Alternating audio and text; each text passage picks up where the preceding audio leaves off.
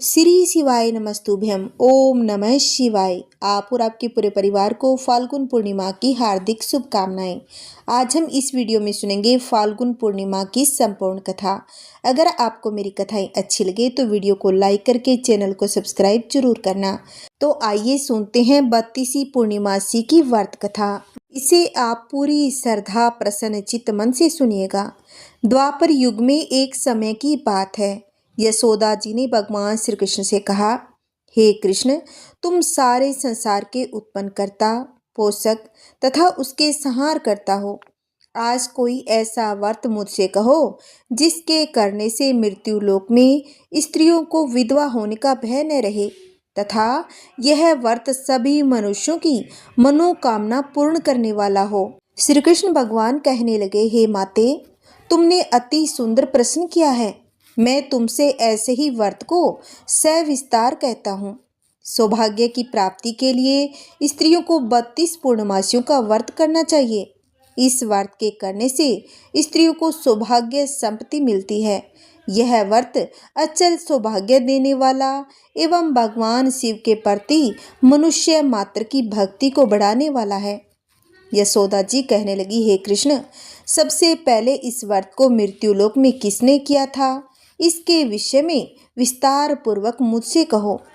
श्री कृष्ण जी कहने लगे कि इस भूमंडल पर एक अत्यंत प्रसिद्ध राजा चंद्रहास से पालित अनेक प्रकार के रत्नों से परिपूर्ण कातिका नाम की एक नगरी थी। वहां पर धनेश्वर नाम का एक ब्राह्मण रहता था और उसकी स्त्री अति सुंदर सुशील रूपवती थी। दोनों ही उस नगरी में बड़े प्रेम के साथ रहा करते थे। घर में धन धान्य आदि की कोई कमी नहीं थी। उनको एक बड़ा दुख था कि उनके कोई संतान नहीं थी। इस दुख से वह अत्यंत दुखी रहा करते थे। एक समय एक बड़ा तपस्वी योगी उस नगरी में आया। वह योगी उस ब्राह्मण के घर को छोड़कर अन्य सभी घरों से भिक्षा लाकर भोजन करता था। रूपवती से वह भिक्षा नहीं लेता था। उस योगी ने एक दिन रूपवती से भिक्षा न लेकर किसी अन्य घर से भिक्षा लेकर गंगा किनारे जाकर भिक्षा को प्रेम पूर्वक खा रहा था कि धनेश्वर ने उस योगी के यह सब कार्य किसी प्रकार से देख लिया। अपनी भिक्षा के अनादर से दुखी होकर धनेश्वर योगी के पास आया और बोला कि हे महात्मन, आप सभी घरों से भिक्षा लेते हैं परंतु मेरे घर की भिक्षा कभी नहीं लेते, इसका कारण क्या है? योगी ने कहा कि निसंतान के घर की भीख पतितों के अन्न के तुल्य होती है। जो पतित का अन्न खाता है वह भी पतित हो जाता है। क्योंकि तुम निसंतान हो, अतः पतित हो जाने के भय से मैं तुम्हारे घर की भिक्षा नहीं लेता हूँ। पतित यानी पापी। धनेश्वर यह बात सुनकर अपने मन में बहुत ही दुखी हुआ और हाथ जोड़कर योगी के पैरों में गिर पड़ा तथा आतर भाव से कहने लगा, हे महाराज, यदि ऐसा है तो आप मुझको पुत्र प्राप्ति का उपाय बताइए। आप सर्वज्ञ हैं, मुझ पर अवश्य ही यह कृपा कीजिए। धन की मेरे घर में कोई कमी नहीं, परंतु मैं पुत्र न होने के कारण अत्यंत ही दुखी हूँ।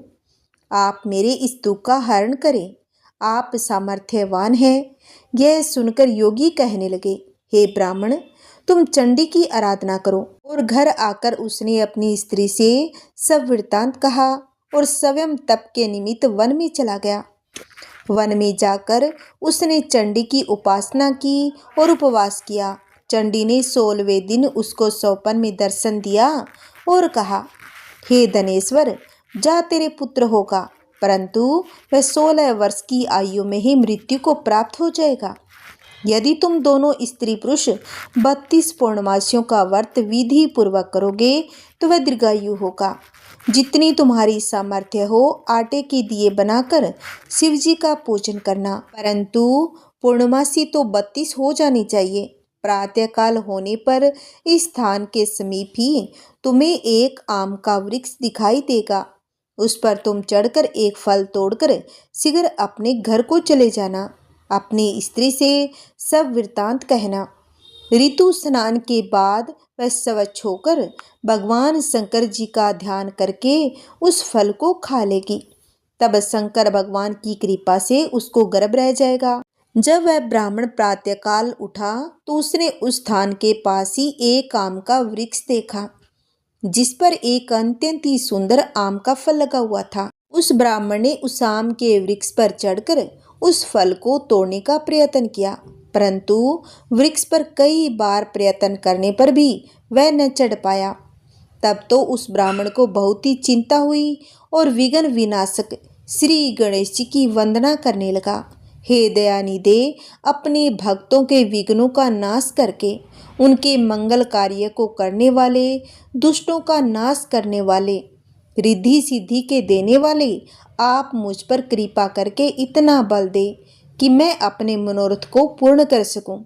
इस प्रकार गणेश जी की प्रार्थना करने पर उनकी कृपा से दनेश्वर वृक्ष पर चढ़ गया और उसने एक अति सुंदर आम का फल देखा।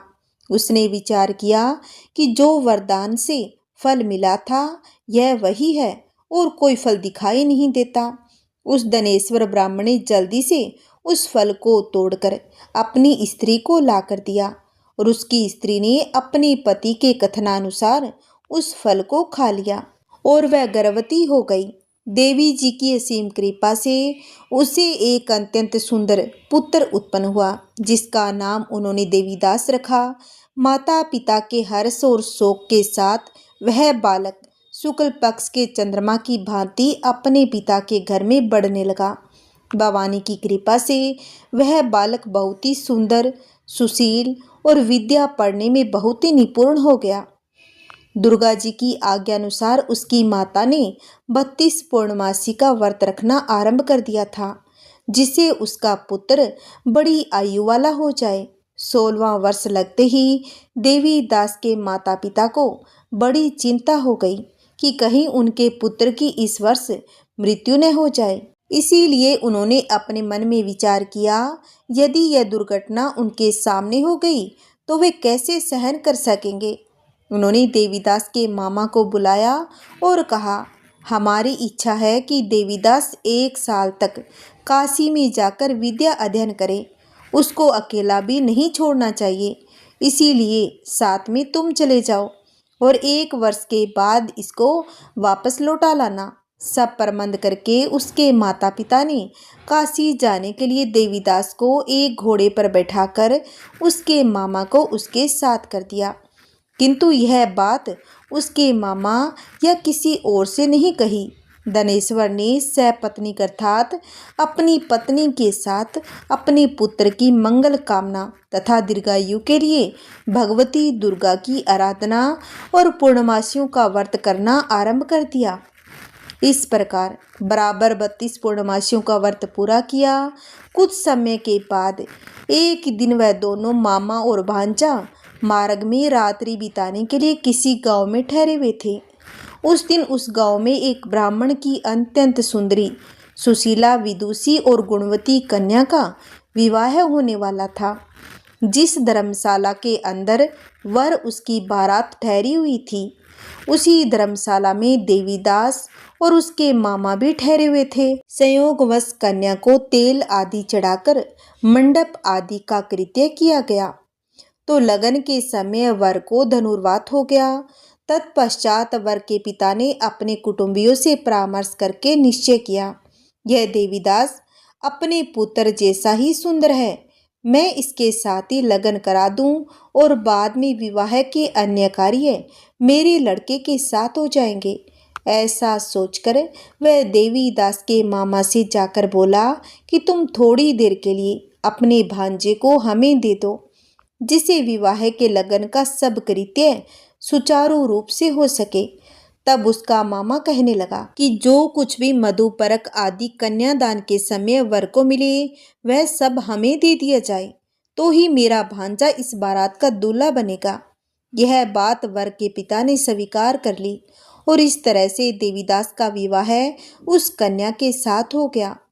पत्नी के साथ वह भोजन न कर सका और अपने मन में सोचने लगा कि न जाने कैसी स्त्री होगी।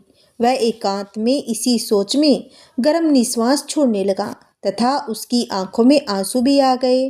तब वधू ने पूछा कि क्या बात है, आप इतने उदासीन व दुखी क्यों हो रहे हो। तब उसने सब बातें जो वर के पिता व उसके मामा में हुई थी उसको बतला दी। तब कन्या कहने लगी, यह ब्रह्मा विवाह के विपरीत हो कैसे सकता है? देव, ब्राह्मण और अग्नि के सामने मैंने आपको ही पति बनाया है, इसीलिए आप ही मेरे पति हैं। मैं आपकी ही पत्नी रहूंगी, किसी अन्य की कदापि नहीं। तब देवीदास ने कहा, ऐसा मत करिए, क्योंकि मेरी आयु बहुत ही कम है। मेरे बाद आपकी क्या गति होगी, इन बातों को अच्छी तरह विचार लो। परंतु वह दृढ़ विचार वाली थी। बोली कि जो आपकी गति होगी वही मेरी गति होगी। हे स्वामी, आप उठिए और भोजन करिए, आप निश्चय ही भूखे होंगे। इसके बाद देवीदास और उसकी पत्नी दोनों ने भोजन किया तथा शेष रात्रि वे सोते रहे। प्रातःकाल देवीदास ने अपनी पत्नी को 3 नगों से जड़ी हुई एक अंगूठी दी और एक रुमाल दिया और बोला, हे प्रिय, इसे लो और संकेत समझकर शिथिर चित्त हो जाओ। मेरा मरण और जीवन जाने के लिए एक पुष्प वाटिका बना लो, उसमें सुगंधित वाली एक नवमल्लिका लगा लो, उसको प्रतिदिन जल से सिंचा करो और आनंद के साथ खेलो कूदो तथा उत्सव मनाओ।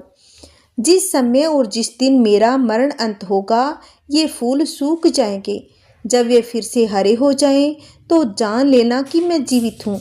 यह बात निश्चय करके समझ लेना, इसमें कोई संशय नहीं है। यह समझाकर वह वहां से चला गया। प्रातःकाल होते ही वहां पर गाजे बाजे बजने लगे।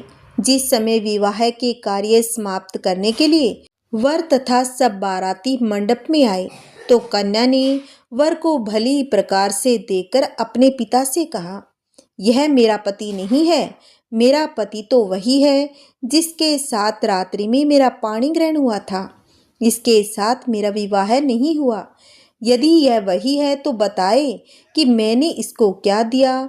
मधु परक और कन्यादान के समय जो मैंने आभूषण दिए थे उन्हें दिखाए तथा रात में मैंने क्या गुप्त बातें कही थी वह सब सुनाए। पिता ने उनके कथनानुसार वर को बुलवाया। कन्या की यह सब बातें सुनकर वह कहने लगा कि मैं कुछ नहीं जानता। इसके बाद लज्जित होकर वह अपना सा मुंह लेकर चला गया। सारी बारात भी अपमानित होकर वहां से लौट गई। भगवान श्री कृष्ण बोले, हे माता, इस प्रकार देवीदास काशी विद्या अध्ययन के लिए चला गया। जब कुछ समय बीत गया तो काल से प्रेरित होकर एक सर्प रात्रि के समय उसको डसने के लिए वहां पर आया।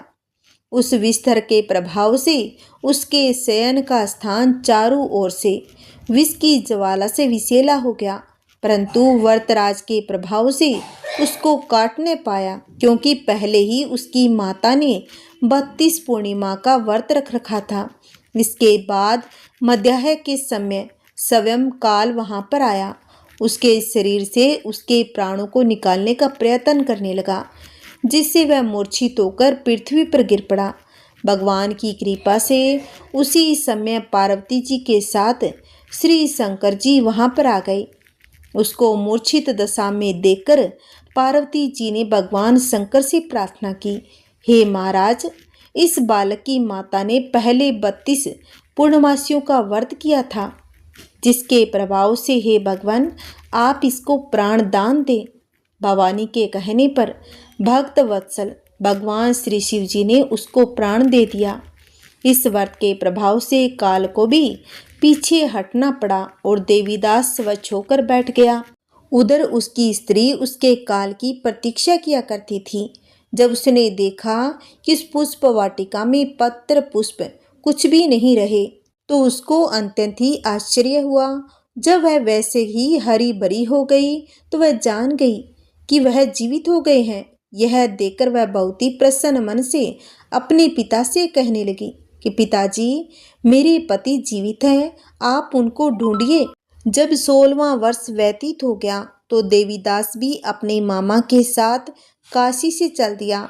इधर उसके ससुर उसको ढूंढने के लिए अपने घर से जाने ही वाले थे कि वह दोनों मामा भांजा वहां पर आ गए।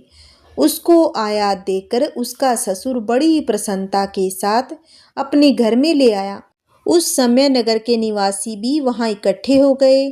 सबने निश्चय किया अवश्य ही इसी बालक के साथ इस कन्या का विवाह हुआ था। उस बालक को जब कन्या ने देखा तो वह पहचान लिया और कहा, यह तो वही है जो संकेत करके गया था। तदुपरांत सभी कहने लगे कि भला हुआ जो यह आ गया। सब नगरवासियों ने आनंद मनाया। कुछ दिन के बाद देवीदास अपनी पत्नी और मामा के साथ अपने ससुर के घर से बहुत सारा उपहार आदि लेकर अपने घर के लिए प्रस्थान किया। जब वह अपने गांव के निकट गया तो कई लोगों ने उसको देखकर उसके माता पिता को पहले ही जाकर खबर दे दी कि तुम्हारा पुत्र देवीदास अपनी पत्नी और मामा के सहित आ रहे हैं। ऐसा समाचार सुनकर पहले तो उन्हें विश्वास ही नहीं हुआ, किंतु जब और लोगों ने भी आकर उनकी बात का समर्थन किया तो उनको बड़ा आश्चर्य हुआ। लेकिन थोड़ी देर में देवीदास ने आकर अपने माता पिता के चरणों में अपना सिर रखकर प्रणाम किया और उसकी पत्नी ने अपने सास ससुर के चरणों को स्पर्श किया और माता पिता ने अपने पुत्र और पुत्र वधू को अपने हृदय से लगा लिया और दोनों की आंखों में प्रेम के आंसू बह निकले। अपने पुत्र और पुत्र वधू के आने की खुशी में धनेश्वर ने बड़ा भारी उत्सव किया और ब्राह्मणों को भी बहुत सा दान दक्षिणा देकर प्रसन्न किया। श्री कृष्ण जी कहने लगे, इस प्रकार धनेश्वर 32 पूर्णमासियों के व्रत के प्रभाव से पुत्रवान हो गया। जो भी स्त्रियां इस व्रत को करती है वे जन्म जन्मांतर में विधव्य का दुख नहीं भोगती और सदैव सौभाग्यवती रहती है। यह मेरा वचन है, इसमें कोई संदेह नहीं मानना। यह व्रत पुत्र पोत्रों को देने वाला तथा संपूर्ण मनोकामनाओं को पूर्ण करने वाला है। 32 पूर्णमासियों के व्रत करने से व्रती की सब इच्छाएं भगवान शिव जी की कृपा से पूर्ण हो जाती है। जो भी स्त्री या पुरुष पूर्णमासियों का व्रत करते हैं भगवान शिव जी की कृपा से उनकी सभी मनोकामनाएं पूर्ण होती है। अगर आप पूर्णमासियों का व्रत ना रख पाए तो व्रत कथा तो अवश्य ही सुननी या पढ़नी चाहिए। बोलिए शिव पार्वती की जय, बोलिए विष्णु भगवान की जय, बोलिए माता लक्ष्मी की जय। आइए अब हम सुनेंगे एक और पूर्णमासी की कथा। एक बार की बात है, किसी नगर में एक सेठ और सेठानी रहा करते थे। सेठानी प्रतिदिन भगवान विष्णु की पूजा अर्चना श्रद्धा पूर्वक करती थी, लेकिन उसका पूजा करना उसके पति सेठ को बिल्कुल भी नहीं अच्छा लगता था। इसी वजह से एक दिन सेठ ने उसे घर से निकाल दिया। सेठानी घर से निकलने के बाद जंगल की तरफ निकल पड़ी। रास्ते में जाते समय सेठानी ने देखा कि जंगल में 4 आदमी मिट्टी खोद रहे थे। यह देखकर सेठानी उस आदमी के पास गई और उन लोगों से कहा, आप मुझे किसी काम पर रख लें। सेठानी के ऐसा कहने पर चारों आदमियों ने उसे नौकरी पर रख लिया। सेठानी बहुत ही कोमल थी, इस वजह से उसके हाथ पर छाले पड़ गए। यह देखकर चारों आदमियों ने सेठानी से कहा कि तुम यह काम छोड़ दो, तुम किसी अच्छे घर की लगती हो, इसकी जगह तुम हमारे घर का काम कर दिया करो। सेठानी ने कहा कि ठीक है। तब वह चारों आदमी सेठानी को अपने घर पर ले गए। वहाँ वह चारों आदमी 4 मुट्ठी चावल लाते थे, उसे आपस में बांटकर खा लेते थे। यह देखकर सेठानी को बड़ा ही बुरा लगता। अगले दिन सेठानी ने चारों आदमियों से कहा कि सुनो भाई, तुम कल से 4 मुट्ठी की जगह 8 मुट्ठी चावल लेकर आना। सेठानी के कहने पर चारों आदमी अगले दिन 8 मुट्ठी चावल लेकर आए। उस 8 मुट्ठी चावल को सेठानी ने पकाकर भोजन बनाया। उसे भगवान विष्णु को भोग लगाकर चारों आदमी को परोस दिया। जब चारों आदमियों ने उस भोजन को खाया तो वह भोजन उन लोगों को बहुत ही स्वादिष्ट लगा। उन्होंने सेठानी से कहा कि सुनो बहन, आज जो तुमने खाना बनाया है वह तो बहुत ही स्वादिष्ट था। यह सुनकर सेठानी ने कहा, यह भोजन भगवान विष्णु का जूठा है, इसी वजह से आप लोगों को यह बहुत ही स्वादिष्ट लग रहा है।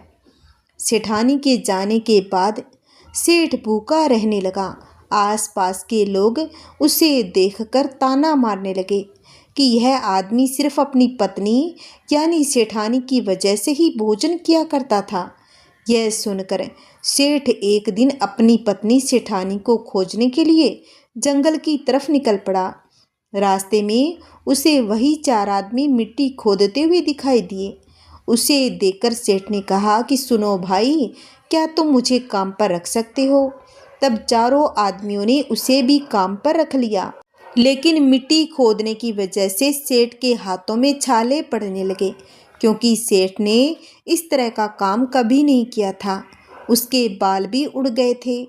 यह देखकर उस चारों आदमियों ने कहा कि सुनो भाई, तुम यह काम रहने दो, तुम अच्छे घर के लगते हो, तुम हमारे घर चलो, वहाँ कुछ काम कर लेना। तब सेठ ने उन चारों आदमियों की बात मान ली और वह उनके साथ उनके घर की तरफ चल पड़ा। घर पहुंचने के बाद सेठ ने सेठानी को देखते ही पहचान लिया, लेकिन सेठानी घूंघट में थी। इस वजह से वह अपने पति यानी सेठ को नहीं पहचान पाई। हर दिन की तरह इस दिन भी सेठानी ने भोजन बनाकर भगवान विष्णु को भोग लगाकर सभी को खाना परोस दिया। जैसे ही सेठानी सेठ को भोजन देने लगी, तभी भगवान विष्णु स्वयं ने आकर सेठानी का हाथ पकड़ लिया और कहा, ये तुम क्या कर रही हो? यह सुनकर सेठानी ने कहा, मैं तो कुछ नहीं कर रही हूँ, मैं तो भोजन दे रही हूँ। भगवान विष्णु ने मेरा हाथ पकड़ लिया है। तब चारों भाइयों ने सेठानी से कहा, हमें भी भगवान विष्णु के दर्शन कराओ। ऐसा कहने पर सेठानी भगवान विष्णु से हाथ जोड़कर अनुरोध करने लगी, हे प्रभु, आप मेरी तरह इन्हें भी दर्शन दे। तब भगवान विष्णु वहां प्रकट हो गए।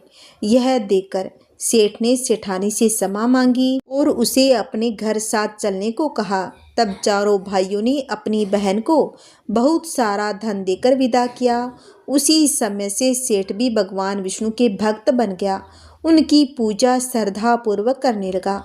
ऐसा करने से उसके घर में फिर से धन की बरसात हो गई।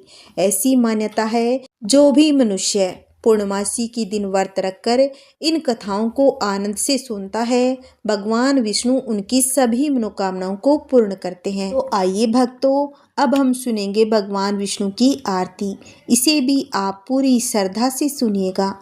ओम जय जगदीश हरे, स्वामी जय जगदीश हरे। भक्त जनों के संकट, दास जनों के संकट, क्षण में दूर करे।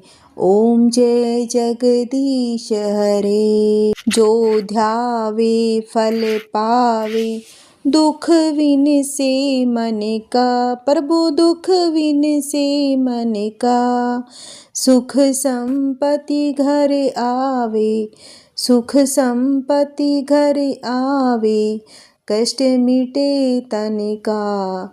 ओम जय जगदीश हरे।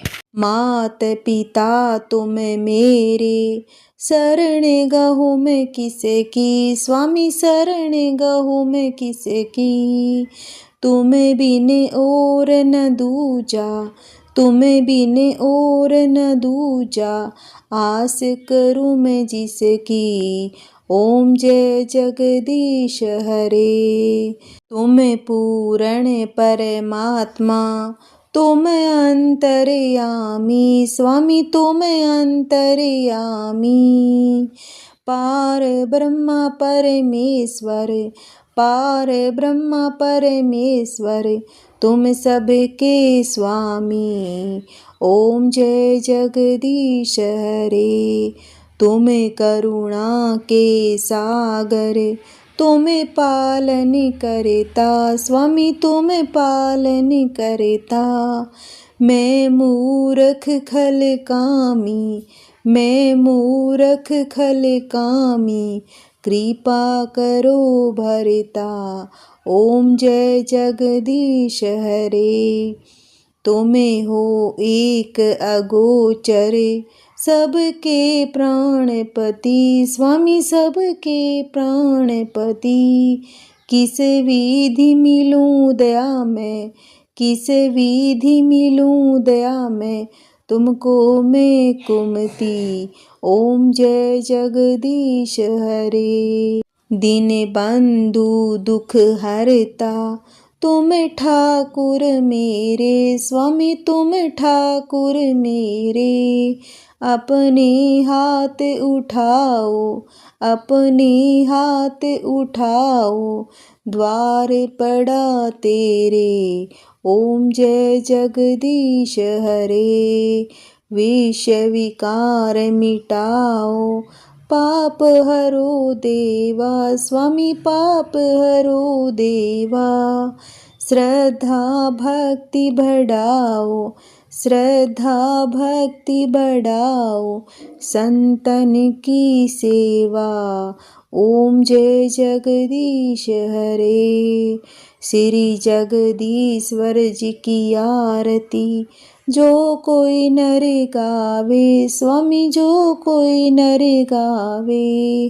कहत शिवानंद स्वामी, कहत शिवानंद स्वामी, सुख संपत्ति पावे।